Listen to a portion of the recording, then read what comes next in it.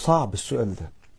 أنا كنت مقاطع خالي ولا أصله بسبب خلاف حصل بينه وبين أمي لأنه ضرب أمي بالقلم، ومات خالي قبل سنة. كيف أكفر ذنبي قطعي له بعد موته؟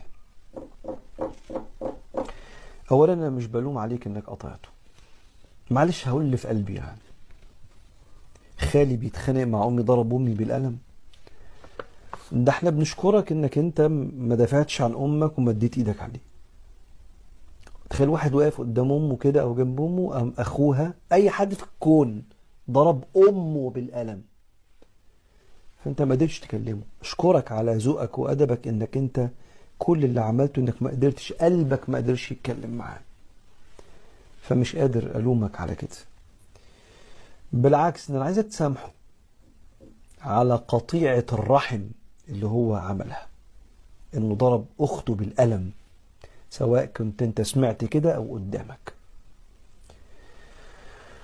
وتستغفر له. ووصلك لرحمك مع خالك إنك تستغفر له. ومش قادر ألومك، مش قادر أمثل عليك وأكلمك عن صلة الرحم. مش قادر. ده فوق طاقتك انك انت تتواصل معاه بعد ما ضرب امك بالقلم. ست كبيرة عندها عيال كبار زيك تضرب بالقلم؟ لا يا فندم، انت عملت لا يكلف الله نفسا الا وسعها. هتعمل ايه؟ استغفر له. بما انه انتقل، ربنا يسامحه ويغفر له، ويا رب امك تسامحه على الالم ده، بدل ما تقف قدام ربنا وتاخد حقها من حسناته. استغفر له كتير، وده وصلك لرحمك. واشكرك على